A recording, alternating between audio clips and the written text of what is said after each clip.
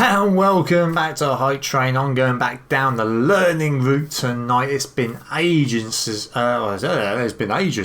we've done a reaction to a Geography Now video, and I don't know why I picked this one, but I've got a few recommendations from about 3.5 years ago, and Canada is up in tonight's reaction. So yeah, Geography Now Canada.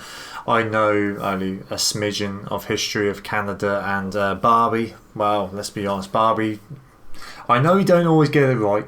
I know a lot of people complain, but you must get quite a bit right. And then they record the videos in a great way to understand. So yeah, I've dribbled on long enough. Let's go for it. Here at Geography Now, we got over 40 people that emailed us to help out with this episode from Canada. So without further ado, here comes the Canada episode.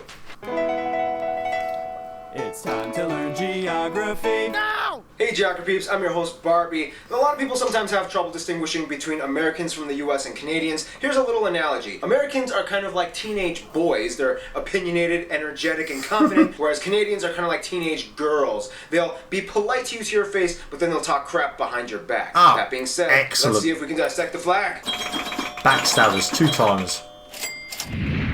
The flag consists of a red field with a white square in the middle. In the middle of the entire flag lies a single 11-pointed red maple leaf. Red symbolizes the sacrifice during both world wars, and the white symbolizes the peace, tranquility, and neutrality of the country. The maple leaf has historically been a symbol of Canada for centuries, even during British rule. Some Canadians will tell you the 11 points symbolize the provinces, and the last one being for the territories, but that's not really true. That's just kind of how the leaf looks. Also keep in mind, Quebec would much rather fly this flag instead of the maple leaf, but we'll discuss more about that in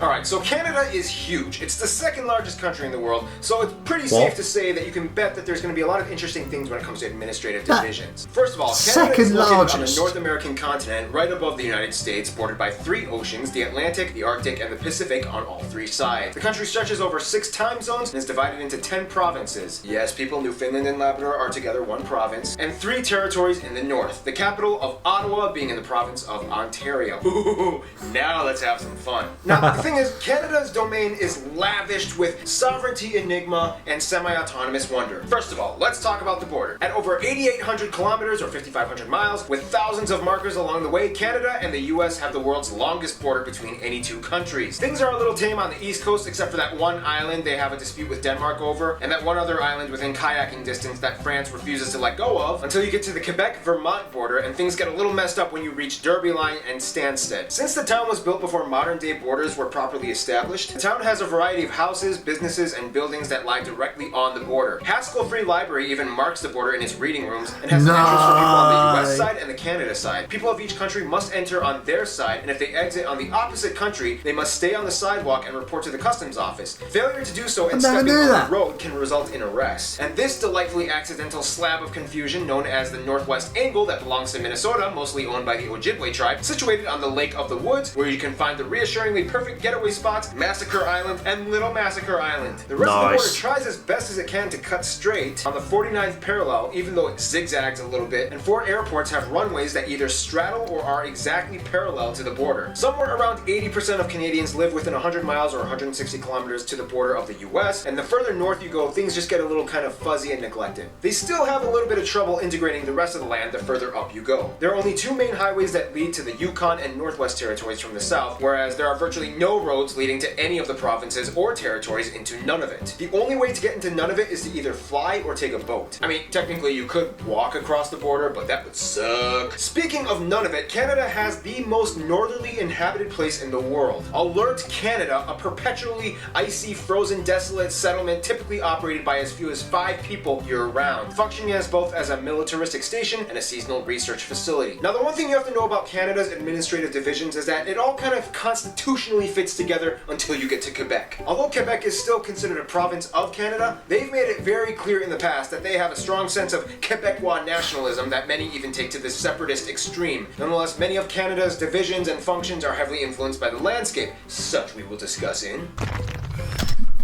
that whole segment there.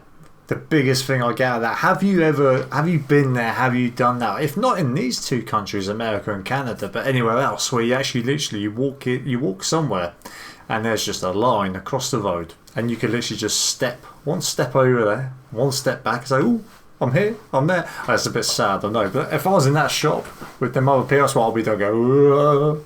The other thing that I'm still shocked about, I didn't know, is it really the second largest country in the world? I didn't even know that. I'm shocked. Okay, so once again, Canada is huge and often referred to as the Great White North. However, not all of Canada is a chilly Arctic tundra. First of all, Canada's physical features are built with a strange yet complementary mix of geological and meteorological. Yes, that's a word. That is a big word. Meteorological facets. Looking at Canada, one of the most notable features that sticks out would have to probably be the Hudson Bay. The second largest bay in the world after the Bay of Bengal, and the largest bay that freezes over in winter. This bay provides a drainage basin that hydrates about half of the entire country and a little bit of the northwest of the US. The strange thing is that the Hudson Bay actually sits on a gravitational anomaly in which gravity here is actually a little bit lower than the rest of the planet's average. It has to do with some kind of sciencey reason about ground convection, ice melt rebound, yada. Hey guys, want to lose some weight? Try the new workout and diet trend, Hudson 90X. Our diet and workout plan includes going to the Hudson Bay! No, but seriously, almost nobody lives along the Hudson Bay. It's almost impossible to build roads with the rugged, splotchy rock landscape with too many ponds and lakes getting in the way for any straight highway to be built. Speaking of which, at around 2 to 3 million, it's actually speculated that around 60% of all the world's lakes and about 30% of all the world's fresh water can be found in Canada. Tap water can actually have better quality than bottled water in Canada. This has to do largely with the domineering, freckly crevice zone that takes up about half of the entire country, the Canadian Shield. The Canadian Shield is a wide plateau of exposed Precambrian igneous rock that harbors little soil and vegetation, but offers a glory field of mining. Canada has some of the world's richest deposits of metal ores like nickel, gold, silver, and copper. 2/3 of all the cesium in the world comes from one mine in Manitoba, Burnick Lake. Fun little side note, Canada has the world's largest third-order lake island. That's an island in a lake on an island in a lake on an island. What? Located on Victoria Island, this little squiggly 4-acre rock was discovered by map nerds who scrolled Google Maps just a couple of years ago. The island has no name and has most likely never had anyone step foot on it. I mean, I'll do it if nobody else will, but I might need a corporate sponsorship. I'm looking at you, Aunt Jemima. Canada also has 2 of the top 10 largest impact craters on Earth. Sudbury Crater in Ontario and Manicouagan in Quebec with its almost perfectly circular imprint flooded and now a reservoir that you can see from space. Okay, there's a lot more in this section, so I'm just going to kind of rapid fire throughout all the rest of the facts. About 40% of the country is covered in forests and about 1/10 of the world's forests are in Canada. Cool. Over 60% of the world's polar bears live in Canada. The Bay of Fundy has the world's highest tidal range with the highest point being over 16 meters. Niagara Falls looks cool. Mount Flora has the world's highest vertical drop. Quebec alone supplies about 70% of the world's maple syrup, and they actually have a maple syrup reserve with over 222,000 barrels of maple syrup. Prince Edward Island has a weird natural phenomena in which the sands on the beach make this weird squeaking noise when you step on it. Here's some footage. No, that can't be real. Can it? The largest inland lakes besides the ones shared with the US on the Great Lakes are the Great Bear and Great Slave Lakes, named after the Slavey people. No, I'm not talking about slaves, I'm talking about the Slavey people. There's a difference. One we'll discuss in demographics. Canada is one of those places where everybody kind of fits in, but there's always a little bit of gossip going around every corner. First of all, Canada has about 35 million people, making it one of the least densely populated places on Earth. I was going to say, bearing in mind it's the second largest country on Earth. Asians make up about 14%, natives and aboriginal peoples make up a surprising 5%, blacks at 3%, Latinos at 2%, and the rest are just kind of everything else. Now again, Canada's population takes another turn because in addition to ethnicity, Canada also has linguistic groups. About 1 out of every 3 Canadians either speaks French fluently or understands enough to get by. The whole Quebec thing kind of plays a paramount role in Canada's societal operations. They kind of have to work really hard to make sure that this one province cooperates. Also, keep in mind, Quebec isn't the only place in Canada where French is spoken. Communities in Ontario, Manitoba, and especially the Maritime Province like Newfoundland, New Brunswick, and Nova Scotia have huge communities of French speakers. The difference though is that these French speakers have an even deeper level of segregated culture. Many people in the Maritime Provinces have a unique Acadian French culture that differs from Quebec. Fun side note, the Cajun people of the US in Louisiana are generally descended from the Acadian people that were expelled and deported from these provinces by the British in the 1700s. Back then, the Louisiana Purchase didn't happen yet, so all of this area was still French. Yada yada yada, they came over and invented gumbo. So that's why Cajuns speak French, America, because Canada! Nonetheless, about 1 out of every 5 Canadians was born outside of Canada, making Canada pretty diverse, especially by US entertainment quota standards. Alright, toss in a black guy, an Asian girl, why not throw in one of those Indian guys? Those people are trending these days, but make sure the lead is a handsome, attractive, rugged white guy. And this... So that's actually, I find that quite surprising, as he mentions there, about the whole fact that Canada is the second largest country on Earth. But not that many people actually live there. Whereas if you go south towards America, well, obviously it's not as big as Canada, but it's pretty darn big. But that's like, I thought it was like several 100 million people live there. Well, Canada's like 30, 40 odd million. That is a massive difference. I mean, over here in the UK, I think we've got like 60, 70 million here, and we're obviously tiny compared to the huge nations over the other side of the water. Amazing, really.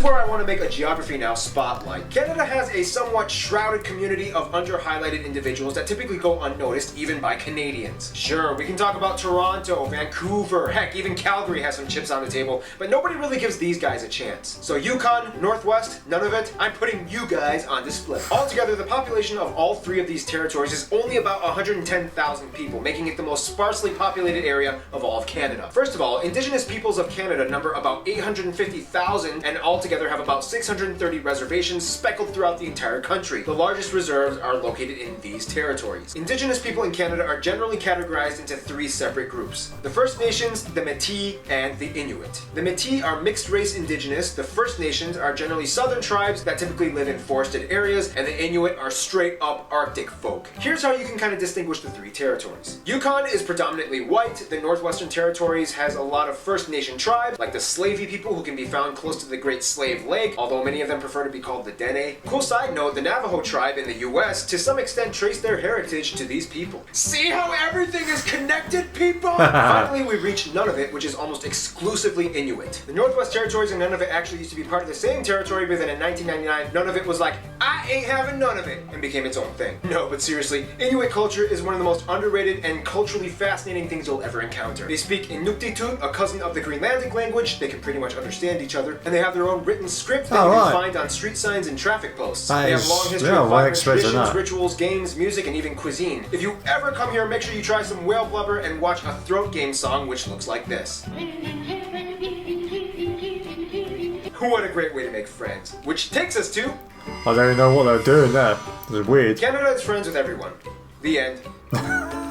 Nah, okay, let's elaborate just a little bit more. Okay, so Canada does kind of typically maintain a foreign policy that does encourage diplomacy outreach to pretty much every country that they can grab at. Heck, they even had good ties with Cuba after the US put an embargo on them. Nonetheless, Canada's relations kind of typically shadow those of the US. Allies with the same allies, and opponents with the same opponents. I mean, have you seen the movie Argo? First of all, Canada is not only part of the Commonwealth, but the Commonwealth realm. Yes, there's a difference. So in general, they pretty much get along with everything that was once part of the British Empire. Then you get the Francophone countries that also gel well with Canada as well. The funny thing is, although the US complains about the immigration procedures of Mexicans into the US, Canada is actually trying to coerce and entice Mexicans to come in. With its low birth rate and a need for a bigger workforce to assist the aging population, Canada has relaxed its immigration and visa policies in order to gain skilled workers, and specifically from the Central American regions. Flyers and advertisements are spread all over Mexico encouraging them to move in. Of course, when it comes to those closest to them, Canada does have their top pick. The United States. Some say Canada is like the little brother of the US, some say it's like the best friend, but in all honesty, Canada and the US are kind of like teenage high school sweethearts. Canadians and Americans have been there for each other since day one. The US is the largest export and business partner of Canada and shares the closest diplomatic ties both nationalistically and militaristically. The difference between Canadians and Americans, though, is that Americans gained their independence by force, whereas Canadians by diplomacy. American immigration policy is like a melting pot where people are kind of expected to assimilate, whereas Canadian foreign policy is kind of like a mosaic. People are encouraged to be distinct culturally. In all honesty though, they are kind of like a cute little teenage boyfriend-girlfriend couple. Sometimes they like to poke fun at each other, but at the end of the day, they're totally dating and they're totally making out with each other in the back of the movie theaters. In conclusion, Canada, you little sweet cheap you, I'll pick you up at 7. We're going out for some pancakes on that island, in a lake, on an island, in a lake, on an island. Stay tuned, Cape Verde is coming up next. It's actually quite interesting as well. You think he's doing all these alphabetically, so bearing in mind Canada being C, you can see the difference now between Naturally, I mean, you would. I mean, it's been some years, but see how he used to portray these countries in his in his videos. Now he's going through to, like, I can't remember what his latest ones were, but I know we went through Russia and that. But certainly for me personally, the Niagara Falls, that's always been like one of those. If I was to ever go out that way, I mean, I've been to America before, down the West Coast, but if I was to ever go out to Canada, ever since I watched Superman 2. And I'm pretty sure that was the Niagara Falls in that one. I'm probably wrong, but I'm pretty sure it was. But yeah, I always wanted to go to them waterfalls. And Niagara Falls. That's my bucket list. What's your one? But yeah, some great insight into Canada. If you've got any other countries you'd like me or Kevin to react to, let us know in the comments. We've done several of these now, or probably more, so be careful. Check up our playlist of Geography Now reactions. If you're still here though, thanks for joining me, and I'll see you in the next one.